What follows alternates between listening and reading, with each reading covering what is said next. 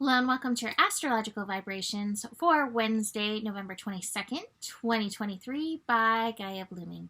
I'm Mimi and our energy mantra for today is the better it gets, the better it gets, and I am so grateful. And today we have the sun moving into Sagittarius. The energy between Scorpio and Sagittarius actually completes the Scorpio process. Each sign builds upon the other, and Sagittarius truly cannot reach its truest heights and its truest optimism without hitting the bottom, hitting the lows of Scorpio season. Scorpio, in its highest, best energy, is the phoenix that recognizes its power is one unto itself and burns down the victim, so to speak, to come alive in its fire, in its power. And so this corridor, this alchemy process between Scorpio into Sagittarius is now. Now, when it comes to the signs, all of these cycles are important. And because of the way our charts are set up, some of us may feel Sagittarius like, wee, it's fire season, hooray, I love this. It's my birthday season, so, I get a little bit like that. For other people, the way their charts are set up, Sagittarius season is their Scorpio season. And this is where they kind of bottom out. And even as the sun goes through Sagittarius, we're going to have our highs and lows. But our theme through this energy is gratitude, because that truly is one of the highest embodiments that we can bring through that can always help us shift. Now, what helped me was like, laying there like, I don't really know. What is this theme? It's hard sometimes to think optimistic when the world can feel so painful. And that doesn't mean we cannot embrace the optimism even as there's pain in the world. In fact, I do personally believe it's still important to see the beauty. And the gene key 14 for like the last few degrees of Scorpio and like the first degree of Sagittarius came up. And I'm going to actually just read these few energies. It's about bounteousness and gratitude. So bounteousness, abundance, comes from a vast sense of gratitude. It's the gratitude for the spark of life. When we nurture that spark of gratitude inside ourselves, it becomes a steady flame. When we continue to nurture it, it becomes a fire. When we nurture the fire, it becomes a sun inside us, and the sun is bounteousness. The sun gives of itself endlessly, tirelessly. Its gratitude is infinite. It's continuously refueled through the power of its own giving. This is bounteousness. And this is also, to me, the spirit of Sagittarius. Sagittarius is the optimist. It is the archer. It is the philosopher. Sagittarius, I've said this in past scopes when we move into Sagittarius time. We have like the optimist, pessimist way of looking at things. Sagittarius does take it a step beyond even the optimist. Sagittarius is like, ooh, that reflection in the glass looks like a dragon. Sagittarius takes it to the awesomist. And we can all be an awesomist, and we can all bring that energy into our own lives to help phoenix ourselves and into the world to be a buoy, so to speak, for others. So, over the next 30 days, we get to spark this fire. And like I said, I believe that gratitude is going to be the spark within us that can help us looking up like an archer, the sign of Sagittarius, an archer, looking up and taking aim in the direction that we want to go. Now, let me say this, because people can take gratitude, several ways. People can take gratitude very literally. Like, I am grateful for this pink tree. I am grateful for each of you who are spending your precious time watching me, listening to me. We can also seed gratitude into things that have not yet come in that we're wanting to bring into our lives. I am extremely gratitude for the peace blanketing the world. So there's lots of ways to use gratitude. Maybe a little of both, and see what happens. This living thing is an experiment. We're always experimenting. We're always learning. That is the spirit of Sagittarius. To be a philosopher, to be learning, to be able to be like, well, I believe this, but I'm willing to learn more.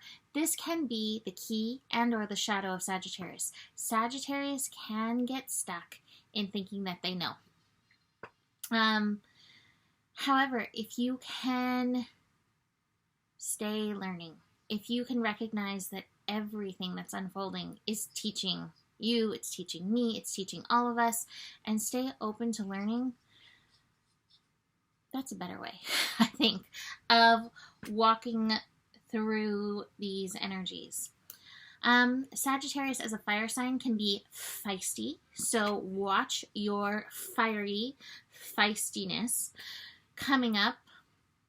I'd say especially over the next few days. We're not done with the Scorpio as Mars finishes up in Scorpio, especially if you're celebrating on Thanksgiving, a day that I like to hold space for gratitude.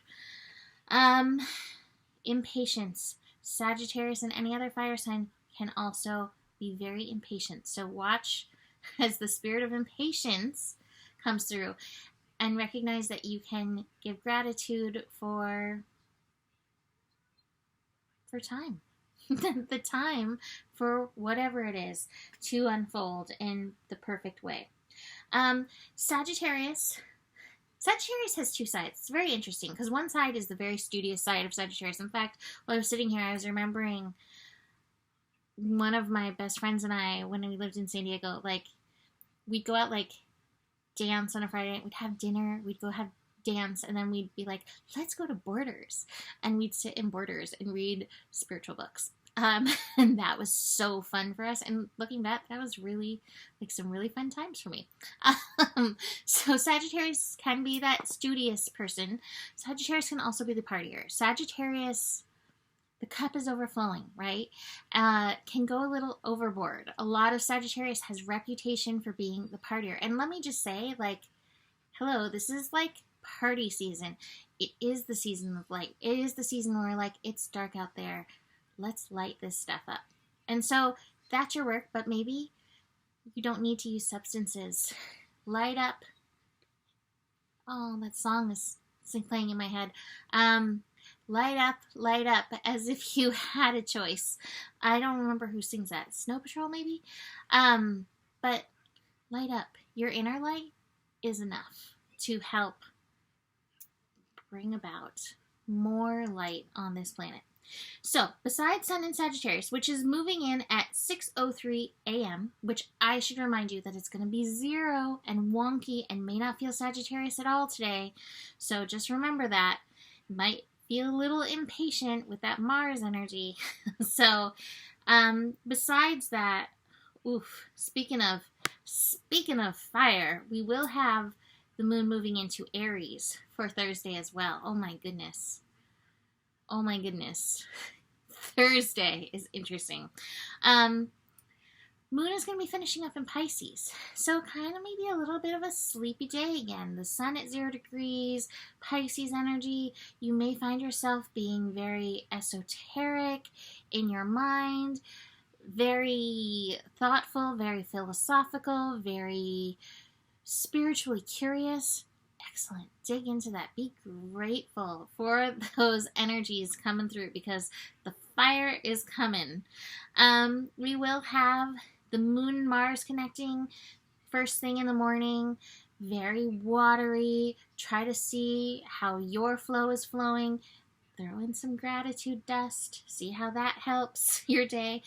The only thing I haven't mentioned that I really want to dig into is that we will have Venus and Chiron in an opposition early in the morning, which again might bring on some interestingness if you are gathered with family or friends or anyone, coworkers, out shopping, whatever it is. Venus in Libra, Chiron in Aries. This can be a little bit of me and them energy, a little push and pull with this opposition. Now, there can be healing, especially with Chiron and Aries, especially as you are true to yourself. Watch where you become untrue to yourself. Watch where you sell yourself out to be whatever for whomever.